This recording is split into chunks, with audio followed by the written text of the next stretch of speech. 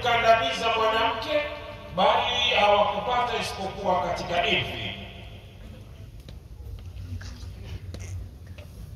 Allah subhanahu wa ta'ala yaqul yusikumullahu fi awladikum lidhakari mithlu hadhi al-unthayayn.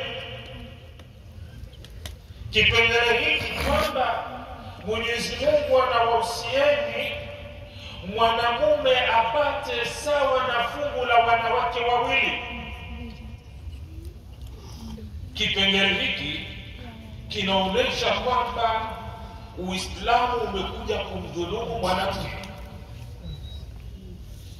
Uislamu, ili tukubaliane na maneno haya na ili tuone walau yana ukweli kiasi fulani, yatakiwa kwanza tujiulize, kwani kabla ya Mtume Muhammad sallallahu alayhi wasallam mwanamke alikuwa na haki gani katika kurithi?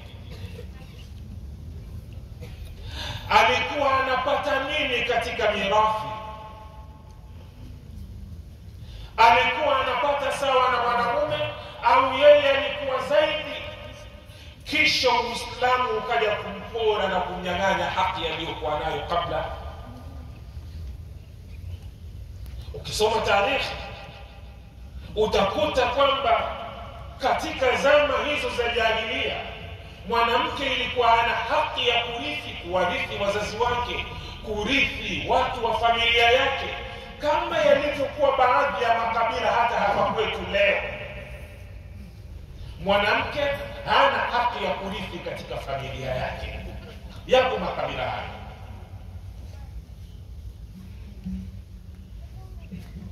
Na zama hizo za jahili, fikra hii ilitawala ya kuona mwanamke ni kiumbe dhaifu, hana mchango wowote katika jamii, hivyo hana haki ya kuchukua mali ya yeyote ambaye atakayekufa katika familia yao.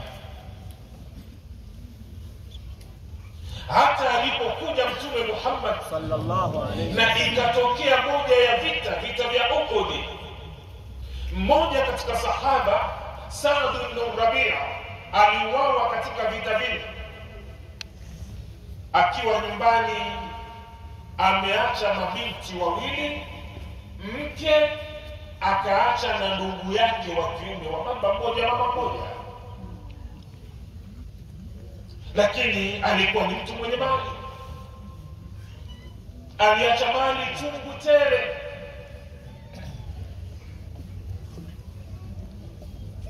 Kwa kuwa fikra za wakati huo mwanamke hana haki ya kurithi, ndugu wa Sa'd ibn Rabi'a akatawalia mali zote, akachukua mali zote, ikawa hakuwaachia mabinti wawili wa kaka yake chochote katika mali. Mjane aliyeachwa na kaka yake hakuachiwa chochote katika mali, bali bwana mkubwa alikomba kila kitu.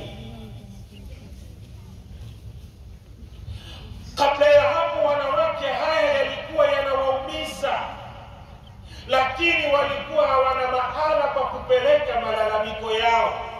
Alipokuja Mtume Muhammad sallallahu alayhi wasallam, wakaona sasa tumepata sehemu sahihi ya kukimbilia.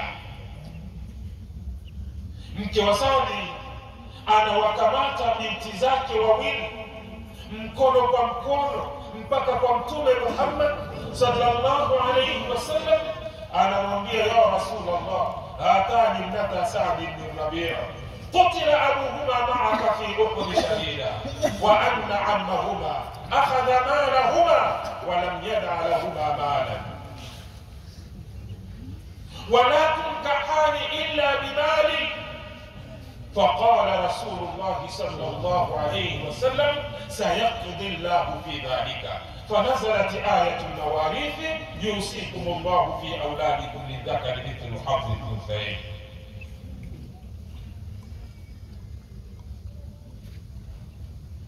Mama yule anamwambia Rasulullah, Unavyoviona hapa mbele yako ni vibinti vya Saadi hivi. Baba yao wameuawa shahidi katika vita vya Uhud akiwa nao.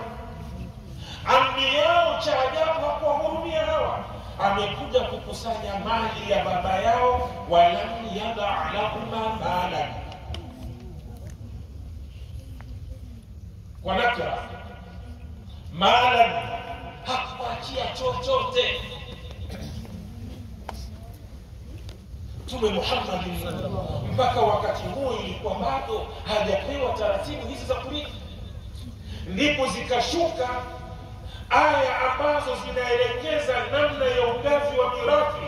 Allah mwenyewe ametawalia ugavi huo. Baada ya kuteremka aya hizi, ikawa Mtume Muhammad sallallahu alayhi wasallam ameshakusanya ilmu al-faraid. Anamwita ndugu wa Saad ibn Rabi', anamwambia a'ti ibnatay Sa'd athuluthayn wa ummahuma thumun wa ma baqiya fa huwa lak. Mabinti wawili wa Saadi wape theluthi mbili ya mali. Tunapozungumzia theluthi mbili katika milioni 30 ni milioni 20 hizo ziende kwa mabinti. Wa ummahuma thumun, na mama yao apewe thumun. Thumun ni moja ya nani ya mali yote. Wa ma baqiya fa huwa lak, kitakachobaki sasa hicho ndio cha kwako. Wewe ni asaba, kazi yako ni kuchukua ile albaki, makombo yake. Ikawa wanawake wamefunguka kutoka katika minyororo hii ya dhulma na udhalili waliokuwa wakifanyiwa miaka nenda rudi. Qur'ani inawaelekeza, inatuelekeza, lirijali nasibu mimma taraka alwalidani wal aqrabun وللنساء نصيب مما ترك الوالدان والأقربون مما قل منه أو كثر نصيبا مفروضا.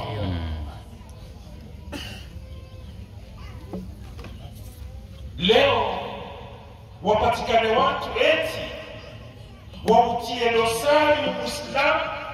Haiwezekani kamwe haiwezekani. Lakini niwaambie, tutazame nukta moja. Tunataka niwaambie, mirathi haikuwa jami. Mirathi inasalifika. Kuna baadhi ya wakati unaweza ukaona inampendelea huyu, lakini kuna baadhi ya wakati huyu ambaye alipendelewa katika hali hiyo unakuta anaminywa katika hali nyingine. Nitawapa mfano mmoja.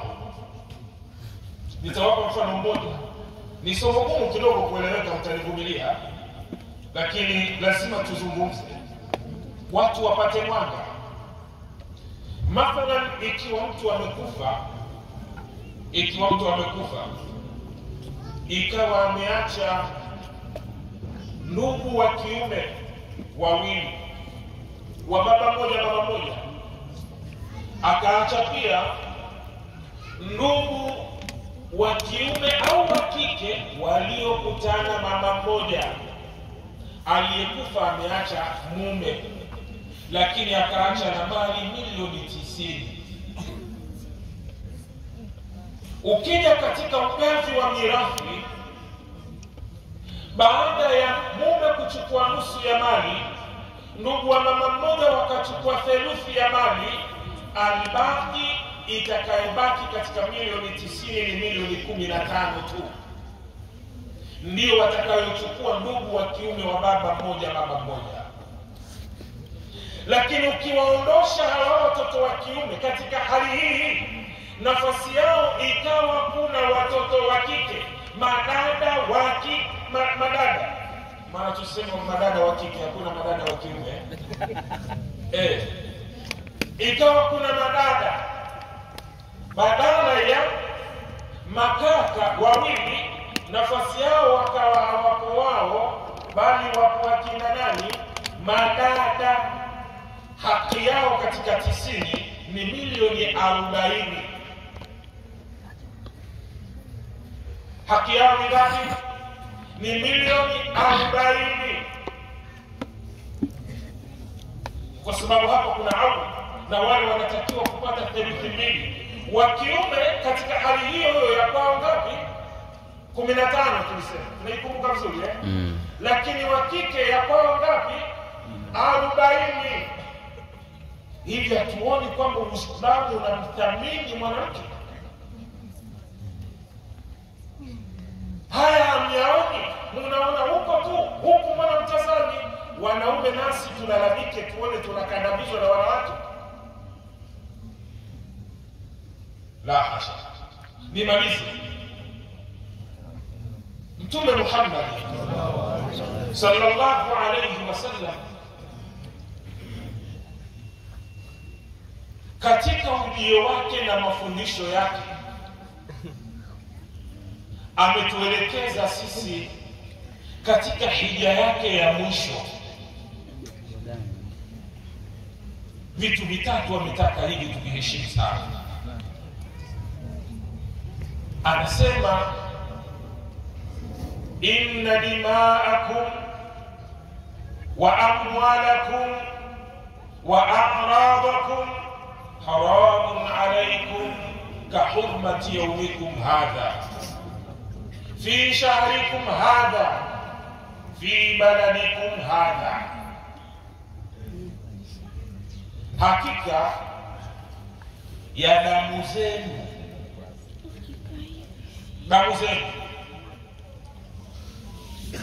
na mali zenu na heshima zenu ni haramun alaikum. Asitokee mtu miongoni mwenu wa kumwaga damu ya mwenzake. Asitokee mtu miongoni mwenu wa kuharibu mali ya mwenzake. Asitokee mtu miongoni mwenu atakayevunja heshima ya mwenzake. Vitu vitatu hivi.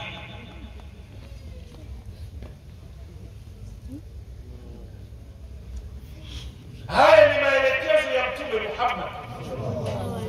Ikiwa wewe unayenisikiliza ni mfuasi wa Mtume Muhammad sallallahu alayhi wasallam, tutakuona ni waajabu na Mtume mwenyewe atakushangaa tukikuona wewe uko mstari wa mbele kumwaga damu ya Waislamu wenzako, kumwaga damu za wanadamu wenzako. Tutakushangaa. Mtume akuelekeza hivyo.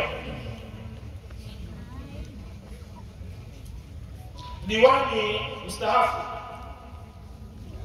ametushajihisha hapa juu ya masala ya amani. Amani ni neema, na neema hii ameitamka Allah subhanahu wa ta'ala, wa daraba Allahu mathalan qaryatan kanat aminatan mutma'inna yatiha rizquha min kulli makani, lakini cha ajabu fakafarat bi an'amillah faadhaqaha Allahu libadha al-ju'i wal khawf bima kanu yasna'un. Mwenyezi Mungu ametupigia mfano sisi wa mji ambao uliokuwa na amani na utulivu. Mji ule riziki zake zinakuja kutoka kila kona, kutoka kila maeneo. Wao sio wakulima, lakini ukihitaji embe utaikuta katika mji huo. Wao si wakulima wa korosho, lakini korosho zinalimwa Mtwara huko kwa Wamakonde, lakini zinapatikana kwa Wazaramo hapa Dar es Salaam. Si wakulima wa miogo, lakini miogo imejazana tele, hali ya kuwa miogo inalimwa Rufiji kwa Wandengereko. Hizi neema zote hizi watu hawa cha ajabu wakazikufuru. Baada ya kuzikufuru, Mwenyezi Mungu akawaonjesha vazi, akawavesha vazi la njaa na hofu. Mungu aliwapa ukame. Mungu ametupendelea neema hii tusiwe miongoni mwa wale ambao badalu nikmata wa aqallu qawmahum dawra al-bawar. Tusiwe miongoni mwa hao, tusikufuru neema ya Mungu, tujitahidi kutunza amani yetu. Hivi vizazi mnavyovikuta hapa, watoto hawa walio wengi katika hapa ni bado wadogo, wanatafuta elimu zao. Miongoni mwa hawa kuna maimamu, makhatibu, maqari, mawaziri, wabunge, madiwani. Lakini kama amani ikichafuka, vizazi hivi tutavipoteza, na si hawa tu, na vile walivyovibeba katika migongo yao tutavipoteza. Viongozi wetu wanapolipigania suala la amani, tusione kama vile wanacheza. Tuyahurumie mataifa ya wenzetu yaliyokosa amani. Wanatamani hali tuliyokuwa nayo sisi iwe ya kwao wao, na ile ya kwao ije kwetu sisi. Tusikubali kuichezea amani. Kila mmoja amkamate ndugu yake, amshike ndugu yake, nusuru ndugu yako. Almuslimu man salima almuslimuna min lisanihi wa yadihi. Mtume Muhammad sallallahu alayhi wasallam anatuambia, unsur akhaka dhaliman au madhluma. Kwa haya yote katika hadhara yetu hii ya leo, mambo mawili haya ndiyo nimetaka tuondoke nayo. Kwanza, tujifunze na tuone kwamba Uislamu ndio uliokuja kutufunza ustaarabu, uliokuja kutuondolea dhulma ambayo mwanamke aliyokuwa akifanywa miaka mingi. Mtume Muhammad alikuja kuiondosha dhulma hiyo.